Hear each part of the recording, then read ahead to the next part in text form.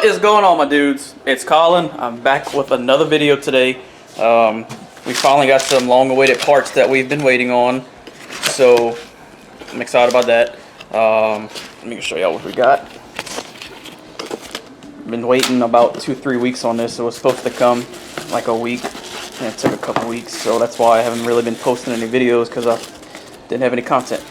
So what we have here is a new EGR valve, which I believe is the issue. So we can go ahead and go put this on a little bit later. I did make a video that I never posted, so I'm gonna go ahead and show that in a minute. I was testing out some wax that I got.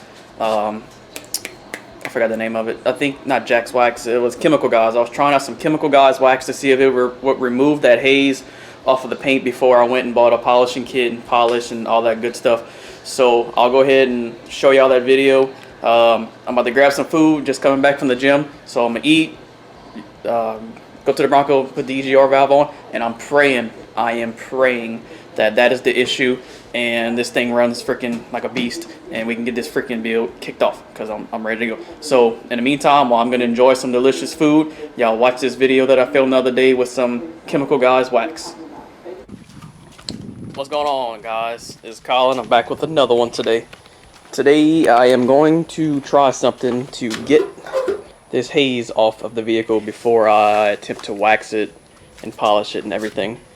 I've been having a few people tell me about Chemical Guys, so that's exactly what I'm going to be doing today. I'm going to be testing this out. This is a Chemical Guys spray wax. I think it was like 14 bucks or something like that. I heard it's pretty good. So what I'm gonna do today is I'm gonna give it a quick wash, and then I'm gonna try this stuff out. Like I said, I heard a bunch of good stuff about this.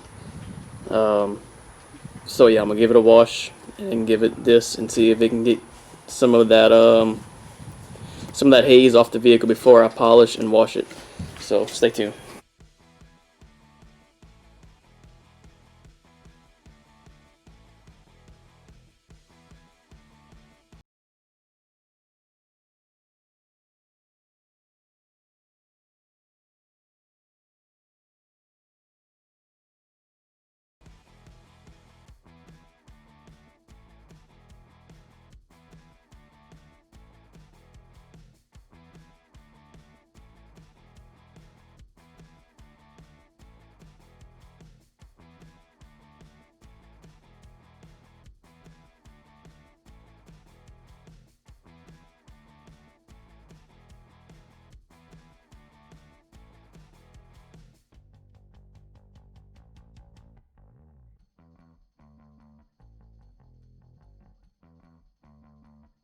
Alright, so we got it pretty much cleaned up, just knock all the dust off and everything. Let me see, the Miscos.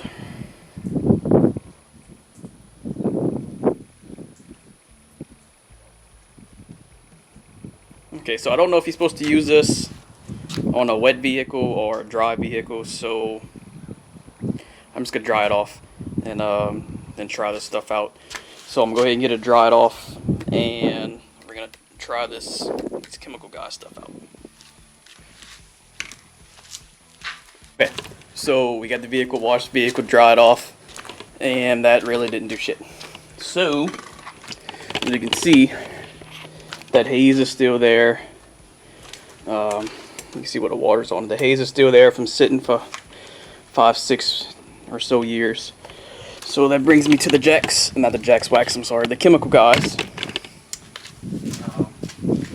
People's been hyping this stuff up a lot.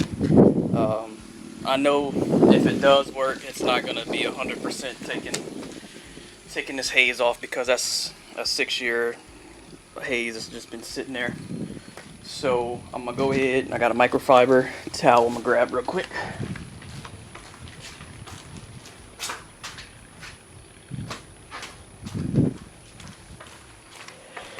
Alright, so I got my microfiber, I got my Chemical Guys. I'm going to go ahead and see if this Chemical Guys is all it's hyped up to be.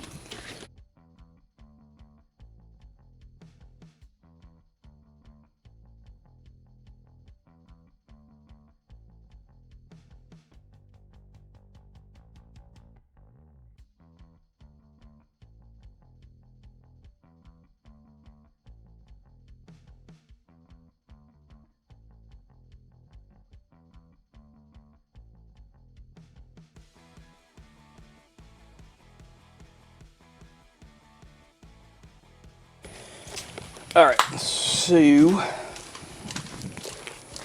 this is going to be the finishing touch with the Jack's wax. I mean, I knew it wasn't going to take the haze off, honestly.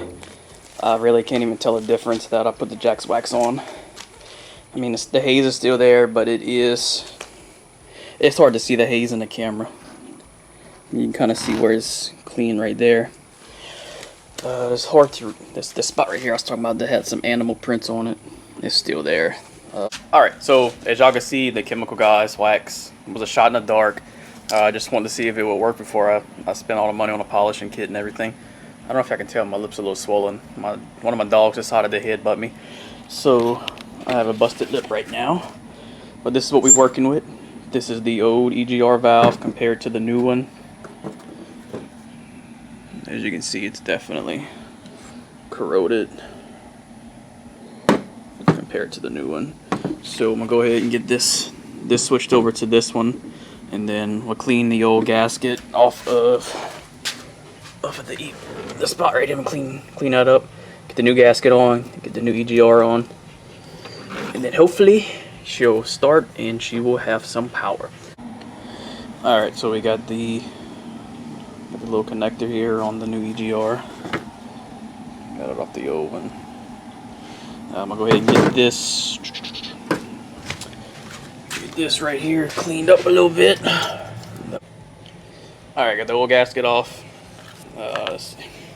Old gasket, new gasket. Should have a pretty good seal. We'll go ahead and get them studs back in and then get this thing bolted in. Hopefully she'll be running soon, so I'm not gonna bore you guys too much with this getting it installed. I'm gonna do a little time lapse, and then yeah, we'll go from there.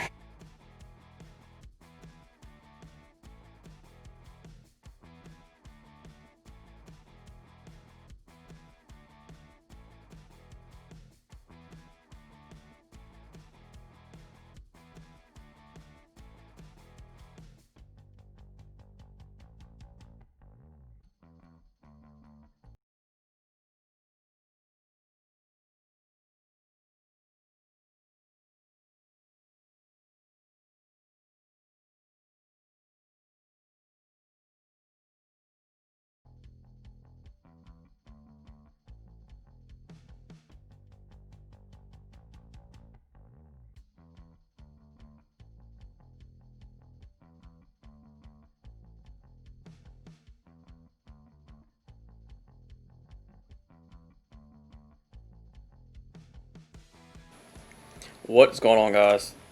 Back with another one. I did not finish yesterday's video because obviously, well, this just didn't fix the issue, which kind of made me irritated. So I just kind of stopped filming, parked it, and went home. Did some research, talked to a few people. What I'm thinking is the injectors. But before I go spend $500 to $1,000 on changing the injectors, I'm going to change small things to hopefully fix it. So, talked to some people, and they said to change this. What this is the throttle position sensor, which can cause the issue I'm having. Another issue that some people said it could be is the map sensor. So, I went to get both of them. They didn't have the map sensor. So, I got the throttle position sensor, which is the hardest one to change. But hopefully, after I change this one, it fixes the issue. So that's what we're gonna be doing today. I believe the throttle position sensor is underneath here, so this got to come off. This got to come off. The throttle body got to come off, and then we got to unscrew it, screw it back in, and go from there. I believe they got a few hoses, a few lines to pull out, unplug all this good stuff, and then hopefully, I'm not gonna say hopefully it'll run better, because with all the stuff I changed, it didn't fix it yet, so I'll just keep my fingers crossed that this is the issue. This is that map sensor that I could not pick up because I didn't have it, so hopefully after I change this it'll be going good. That way I don't have to go get this. But I'm gonna go ahead and start getting everything disassembled, everything apart, and then I'll catch up with you guys once I have most of it apart. Okay, so I got the throttle body off. I got these lines blown out that I guess that's coolant lines. They were kind of stopped up, so I'm sure that wasn't helping the situation. This is the sensor that I'm going to be changing. Well, I got it apart. I'm going to spray some cleaner in here and get all this gunk out of here. Try to help it breathe a little bit. So go ahead and get this cleaned up, get the new sensor on, get it put all back together, and then show y'all, see if she runs or not. So y'all stay tuned. Okay, so I went ahead, got the new sensor on, got everything kind of cleaned out. Like I said, blew them lines out, got everything kind of sprayed, all the carbon buildup off. This is the old sensor. It looked like it's seen its better days, so I'm kind of hoping that was the issue. So I'm not gonna bore y'all with getting this back in. I'm just gonna get it bolted back in, everything plugged up, and then I'll get back with y'all once it's all put back together. Okay, so we got her all back together. It honestly was not as bad as I thought it was gonna be to put that on. Like I said, just unplug a few hoses, vacuum lines, and it's 4 bolts to pull the throttle body off, and then just change that sensor out. So we can get disconnected, and I'm praying that was the issue. If not, next thing I'm gonna change is that map sensor right there, and then if it's not that, I'm thinking it's gonna be the injectors, and that's gonna be like $500 something, because I'm gonna have to get somebody to change those because I've never messed with that. So I'm gonna go ahead and crank her up and see if she'll run.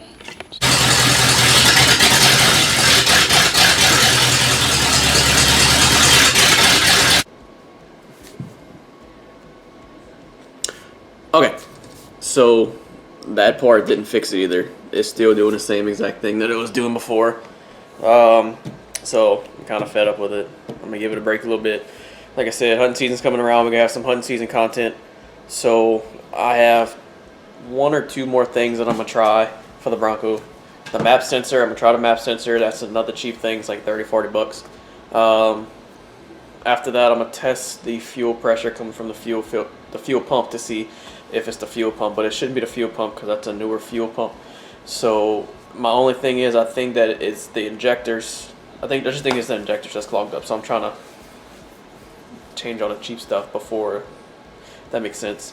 Because I think the injectors are gonna be like 500 plus. Because I'm gonna send that to the shop to get done. Because I don't feel like messing with that.